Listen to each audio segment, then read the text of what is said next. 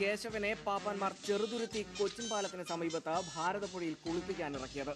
അല്പസമയത്തിനകം തന്നെ കേശവൻ കുറുമ്പ് കാട്ടി തുടങ്ങി.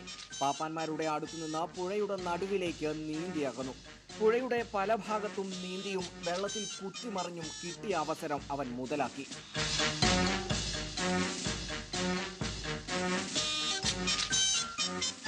ഇതിനിടയിൽ പാപ്പാന്മാർ ആനയ്ക്ക് നേരെ തുരുതുര കല്ലുകളെറിഞ്ഞു. എന്നാൽ കല്ലുകളൊന്നും കണ്ടതായി പോലും കേശവൻ നടിച്ചില്ല.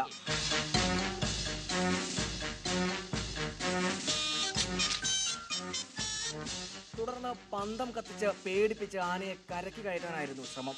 നനഞ്ഞ് പന്തം കെട്ടതല്ലാതെ ആനയ്ക്ക് ഒരു കുലുക്കവും ഉണ്ടായില്ല. അപ്പോഴേക്കും സമയം ഉച്ച കഴിഞ്ഞു. രാവിലെ തൊട്ട് ഈ പാവങ്ങൾ ബുദ്ധിമുട്ടുകയല്ലേ എന്നോർത്തിട്ടാവണം 2 മണിയോടുകൂടി കേശവൻ പാപ്പാന്മാർക്ക് വഴങ്ങി കരയിൽ കയറി. ഇത്രയും സമയം കുസൃതരങ്ങൾ കാട്ടിയത് താനല്ല എന്ന ഭാവത്തിൽ കിട്ടിയ പഴവും കഴിച്ച് ഒന്നും അറിയാത്ത പോലെ നിന്നു. ക്യാമറമാൻ കൃഷ്ണപ്രസാദിനൊപ്പം ഷിജോ ജോസ്, റിപ്പോർട്ടർ, തൃശൂർ.